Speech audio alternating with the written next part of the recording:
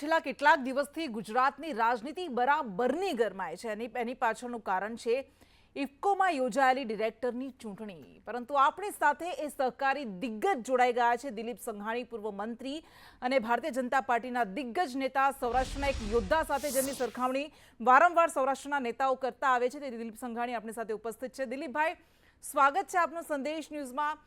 ગઈકાલે જ આપના જન્મદિવસનો કાર્યક્રમ યોજાયો, 71 વર્ષ આપને થયા। સૌથી પહેલા આપને એ શુભેચ્છાઓ જન્મદિવસની। ગઈકાલે આપે જે કાર્યક્રમ કર્યો સૌરાષ્ટ્રમાં, સૌ ખૂબ મોટો કાર્યક્રમ થયો। હા, અને એમાં સૌરાષ્ટ્રના દિગ્ગજ નેતાઓ તમામ ઉપસ્થિત રહ્યા હતા। પૂર્વ નાયબ મુખ્યમંત્રી નીતિન પટેલ પણ હાજર રહ્યા હતા। સૌથી પહેલા આપણી પાસેથી જાણવું છે કે શું ચર્ચાઓ થઈ આપ બધા વચ્ચે?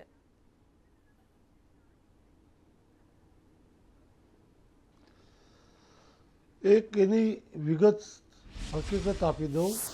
ગયા વર્ષે 70મા વર્ષમાં જ્યારે હું પ્રવેશ કરતો હતો ત્યારે લીલિયામાં ક્રેડિટ સોસાયટીનું એક મકાન બનેલું ભાવેશભાઈ રાદડિયાએ, એનું ઉદ્ઘાટન હતું ને મારો સમય એના માટે લીધેલો 12 તારીખે। એ સરપ્રાઈઝ મને આપવા માગતા હતા કે આ કાર્યક્રમ જન્મદિવસનો કરવો। ત્યારે 2 દિવસ પહેલાં જે કાર્યક્રમ યોજાણો એ કરતાં 5 ગણો મોટો, રાષ્ટ્રીય કક્ષાના તમામ નેતાઓ હાજર હતા, એમાં રાજ્યના નેતાઓ હાજર હતા અને સંખ્યાની દ્રષ્ટિએ પણ ગઈકાલે જે હાજર હતા પરમ દિવસે એની કરતાં લગભગ 10 ગણી સંખ્યા હાજર હતી। એવો જે કાર્યક્રમ યોજાણો ત્યારે ભાવેશભાઈ જાહેરાત કરેલી કે આ આખું વર્ષ દર 12 તારીખે સામાજિક પ્રસંગોના ઉત્સવ નિમિત્તે હું ઉજવીશ અને આખું વર્ષ અલગ અલગ કાર્યક્રમોનું આયોજન કર્યું। ત્યારે પણ જાહેરાત કરી કે આની પૂર્ણાહુતિ પણ હું ખૂબ સારી રીતે કરીશ। એ નિમિત્તે 1 વર્ષ પહેલાં જાહેરાત થયેલા કાર્યક્રમ મુજબ આ કાર્યક્રમનું આયોજન હતું।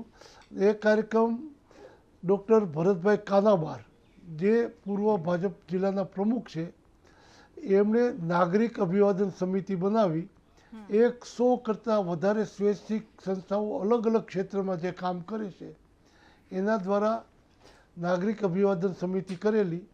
હું સતત લોકસભાની ચૂંટણી પછી દિલ્હીમાં હતો ઇફકોની ચૂંટણીના કામમાં।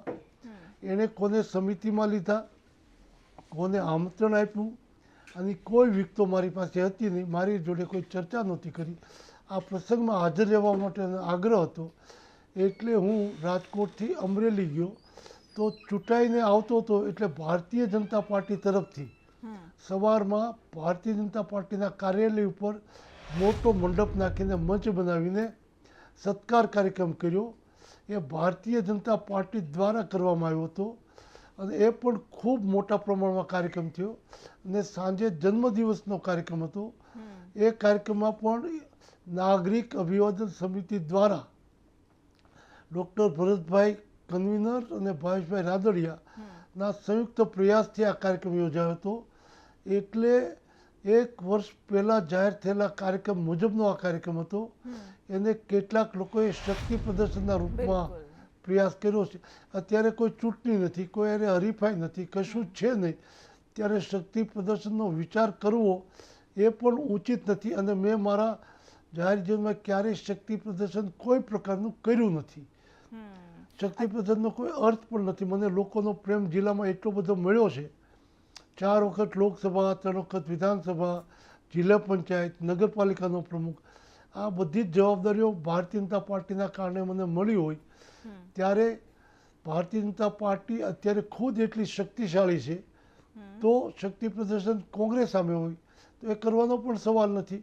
એટલે એ વાત વ્યાજબી નથી કે જે શક્તિ પ્રદર્શનની થાય છે। આમંત્રણો કોને આપ્યા, કોણ હાજર રહ્યા, એ ડૉક્ટર ભરતભાઈ કાનાબાર કહી શકે કે એને કયા ક્રાઇટેરિયા મુજબ કોને આમંત્રણો આપ્યા અને કોને ન આપ્યા।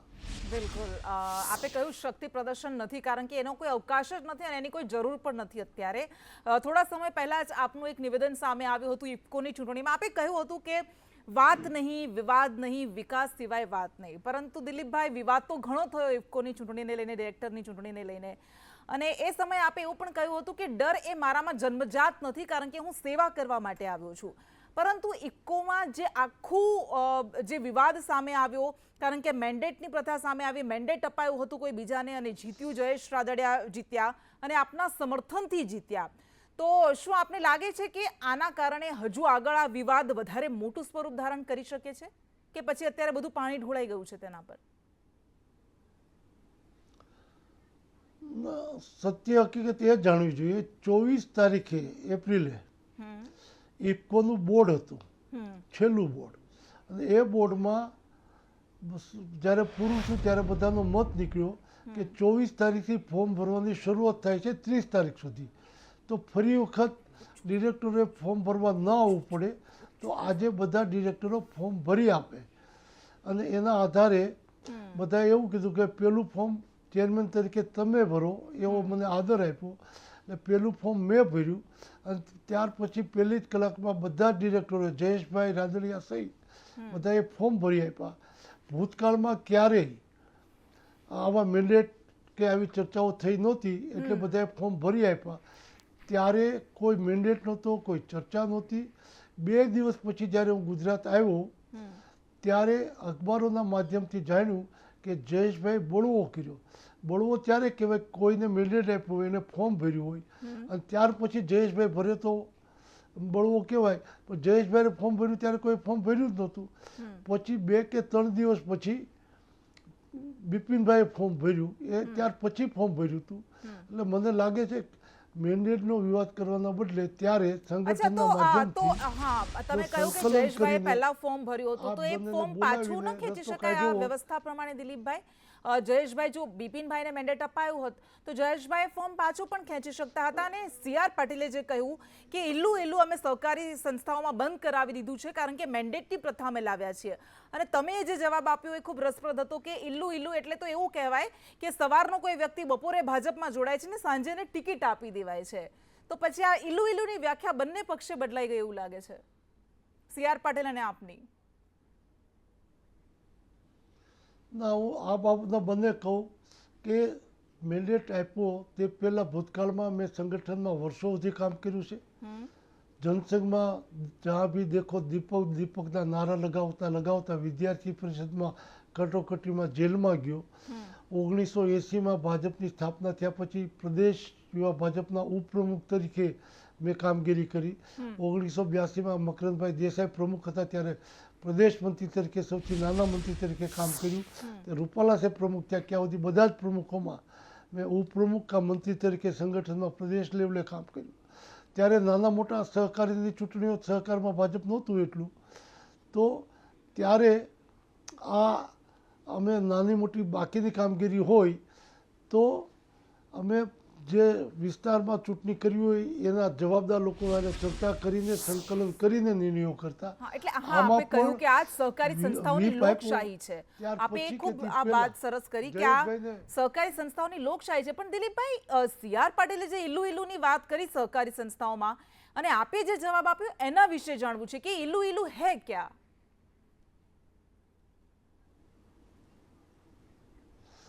હું જો વાત કરું તો દેશમાં રાષ્ટ્રીય કક્ષાની સંસ્થાઓ છે, એમાં નેસ્કોબ એટલે national state cooperative bank federation, એટલે આપણે ત્યાં ગુજરાત સ્ટેટ કોઓપરેટિવ બેંક છે દરેક રાજ્યમાં હોય, એનું ફેડરેશન એટલે નેસ્કોબ national state cooperative bank federation, એનો હું ચેરમેન બન્યો.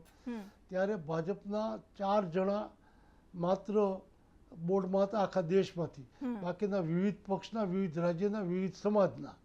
આમ છતાં પણ હું પ્રમુખ બન્યો હતો. ત્યાર પછી હું નાફેડમાં ઉપપ્રમુખ બન્યો. ત્યારે મારી સામે પણ એક ઉમેદવાર હતા. મતદાન થયું ત્યારે અમે માત્ર 6 જણા ભાજપમાં હતા મારા સહિત. ત્યારે સામેવાળા ઉમેદવારને 2 મત આવ્યા, એક આપણા નટુભાઈ પટેલ ગુજરાતના અને એક ઉમેદવારનો. બાકીના બધા જ મત મને મળ્યા. ત્યારે માત્ર અમે 6 જણા. CR પાટીલે કેમ આવું કહેવું પડે છે કે ઇલ્લુ ચાલી રહ્યું છે સહકારી સંસ્થાઓમાં મેં બંધ કરાવ્યું? પૂરી મારી વાત થવા દો તો હું ઓકે, હા ઠીક છે. ત્યારબાદ હું NCIમાં પ્રમુખ તરીકે થયો. NCI 8 લાખ કોઓપરેટિવ સોસાયટીની એપેક્સ બોડી છે. એમાં અમે 4-5 જણા જ ભાજપના ડાયરેક્ટરો છીએ. ત્યાં પણ હું ચેરમેન બન્યો. બીજા અન્ય પક્ષના અન્ય રાજ્યના અલગ અલગ વિભાગના અલગ અલગ સમાજના લોકો એમાં પણ હતા. ત્યારબાદ હું ઇફકોનો ચેરમેન બન્યો. ત્યારે માત્ર અમે 2 જ જણા ઇફકોમાં ભાજપના ડાયરેક્ટર હતા, તો પણ ચેરમેન બન્યો. એમાં અલગ અલગ પક્ષના અલગ અલગ રાજ્યના રાજકીય અલગ વિચારધારાવાળા લોકો પણ હતા, ત્યારે પણ હું ચેરમેન બન્યો. તો એ બધાનું મારા પ્રત્યેનો વિશ્વાસ કયો, એને પ્રેમ કયો, ઈલું કયો, જે કાંઈ કયો, તો એમાં ભાજપને નુકસાન છે એવું કીધેલું સી આર પાટીલે કે સહકારમાં ઈલું ચાલતું, આના કારણે ભાજપને નુકસાન થાય છે. હવે અન્ય પક્ષોના બધા જ હોવા છતાં હું ચેરમેન દરેક સંસ્થામાં રાષ્ટ્રીય કક્ષામાં બન્યો. આમાં ભાજપને નુકસાન ક્યાં? પ્રશ્ન ન્યા આવે. એટલા માટે મને લાગે છે કે સહકારિતાને રાજ્ય-વાઇઝ, વિભાગ-વાઇઝ અલગ અલગ રીતે જોવી જોઈએ, સાર્વત્રિક એક રીતે નહીં જોવી જોઈએ. બીજો કિસ્સો કહું, જ્યારે નરેન્દ્રભાઈ મુખ્યમંત્રી હતા અને હું સહકાર અને કૃષિ મંત્રી હતો, વિઠ્ઠલભાઈ રાદડિયા કોંગ્રેસના સંસદ સભ્ય હતા. રોજબરોજ નરેન્દ્રભાઈ વિરુદ્ધ નિવેદનો કરતા હતા અને વિઠ્ઠલભાઈએ એજીએમ બોલાવી હતી રાજકોટ જિલ્લા બેંકની. ત્યારે મને આમંત્રણ આપ્યું ફોનથી. તો મેં કીધું થોડી વાર પછી હું સમય મારો કેમ છે જોઈને કહું, કારણ કે સીધી હાકે ના ન પાડી. અને હું તરત માન્ય મુખ્યમંત્રી નરેન્દ્રભાઈ મોદીને મળવા ગયો. વિઠ્ઠલભાઈનું આવું આમંત્રણ છે, શું કરું? ત્યારે મને એને સલાહ આપી, સરકાર ધારે તો કોઈ પણ એનજીઓ, સામાજિક સંસ્થા કે સહકારી સંસ્થાને નુકસાન કરી શકે. સરકારનું કામ છે આવી જાહેર સંસ્થાનું સંરક્ષણ કરવું, વૃદ્ધિ કરવી.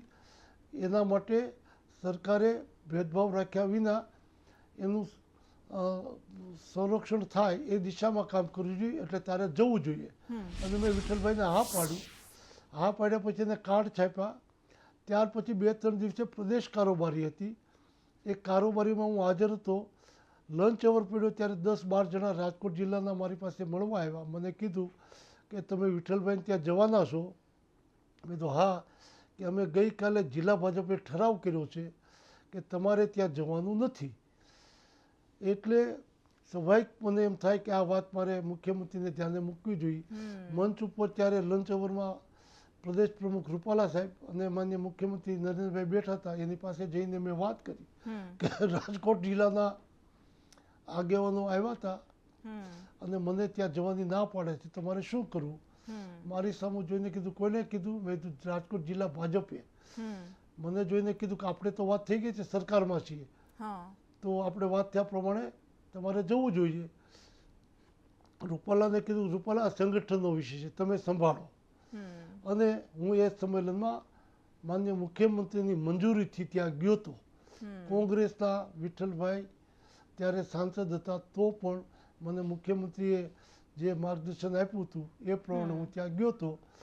એટલે ત્યારથી મને એ સંસ્કાર છે કે સહકારી પ્રવૃત્તિને સરકારે સમાનતાથી જોવી જોઈએ. દિલીપભાઈ, આપે જે મહત્વની વાત કરી કે આપને સમર્થન મળ્યું હતું અને એમાં ખબર નહીં સી.આર. પાટીલને એવું ક્યાં લાગ્યું કે ભાજપને નુકસાન થાય છે અને એટલા માટે ઈલુની વાત કરી. પરંતુ આ ભાજપના મેન્ડેટ જેને અપાયું હતું એ વ્યક્તિને હરાવવામાં આવ્યો અને જયેશ રાદડિયા જીત્યા છે, એમને પ્રચંડ સમર્થન મળ્યું, આપના સહયોગથી એમને સમર્થન મળ્યું. તો પછી શું ત્યારબાદ કોઈ હાઈકમાન્ડના આકરા શબ્દો કે એવી કોઈ સૂચનાઓ આવી છે ખરા? આપને લાગે છે કે કોઈ પગલાં લેવાશે?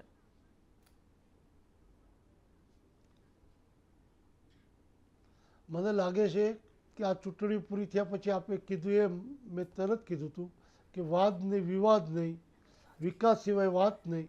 અને એ વાત કામ આગળ વધારવા માટે જે મને અનુભવ છે, માન્ય મોદી સાહેબે, અમિતભાઈ શાહે જે પેક્સનો મોડલ બાયલો આખા દેશમાં મોકલીને આખા દેશની સમાનતાથી વિકાસ થાય એ દિશામાં જે કામ કરવા પ્રયાસ કર્યો, આમ છતાં એને આગળ લઈ જવા માટે થોડી મહેનત વધુ કરવી પડે.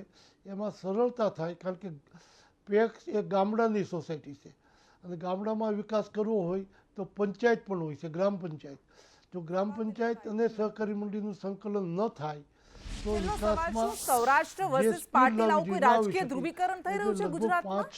કારણ કે એવું દેખાઈ રહ્યું છે કે ભાજપ 2 ફાળિયામાં જતો હોય, વેચાઈ ગયો હોય એવું. ના, મારી આ વાત પૂરી થાય તો અંદાજ આવશે. એટલે એ કામને આગળ વધારવા માટે મેં કૃષિ અને ગ્રામ વિકાસ પરિષદ એટલે કે cooperative four agriculture and rural Okay. Development નામની સંસ્થા 5-6 વર્ષ પહેલા બનાવેલી. એના માધ્યમથી પંચાયત અને સહકારી મંડળીનું સંકલન કરીને મને મોદી સાહેબે જે યોજનાઓ કરી છે, મને અમિતભાઈ શાયદ 24 થી 25 જેટલા નવા પ્રોજેક્ટ સહકારી મંડળી કરી શકે એની જોગવાઈ કરી છે. આ બધાનો ઉપયોગ ગ્રામ્ય વિકાસ થાય એ દિશામાં કામ કરવાનો નિર્ણય કર્યો છે અને આ વિવાદને સમાવીને વિકાસની દ્રષ્ટિમાં સૌએ સાથે આપ તો કામ કહી જ રહ્યા છો લાવવું કે આ તો વિકાસની જ વાત છે, પહેલેથી આપ કહી રહ્યા છો, પાટીલ સાહેબ અમારા પરંતુ એને તો બે પ્રદેશ ભાગમાં પ્રમુખ છે. વહેંચાઈ ગયું, ભારતીય જનતા પાર્ટી બે ફાડિયા પડી ગયા હોય એવી રીતે જોવામાં આવી રહ્યું છે દિલીપભાઈ, કે એક તરફ પાટીલની લોબી છે ને બીજી બાજુ સૌરાષ્ટ્રની આ લોબી છે. એ રીતે ના, સૌરાષ્ટ્રની લોબી અને ગુજરાતી લોબી એવું છે નહીં. સૌરાષ્ટ્રના કેટલાય લોકોએ બિપિનભાઈને મત Okay. આપ્યા છે અને ગુજરાતના કેટલાય લોકોએ ભાઈ જયેશભાઈને મત આપ્યા છે. ઓકે, એનું સમર્થન પણ અમને મળ્યું છે. ઠીક એટલે છે. ગુજરાત સૌરાષ્ટ્ર છે જ નહીં. Okay. સહકારી પ્રવૃત્તિમાં લોકતંત્ર મુજબ ચૂંટણી થઈ છે એમ કહી શકાય. ઓકે, અને આ દિશામાં હું ફરી વખત જાહેર વિનંતી કરું છું, સૌએ આ વિવાદને સમાપન કરીને હવે સરકારની યોજનાનું અમલીકરણ થાય એ દિશામાં કામે ઠીક છે. લાગવું જોઈએ, જેથી કરીને ભાજપ વધારે મજબૂત થાય. ઠીક છે દિલીપભાઈ, ખૂબ ખૂબ આભાર આપનો સંદેશ ન્યૂઝ સાથે વાતચીત કરવા માટે.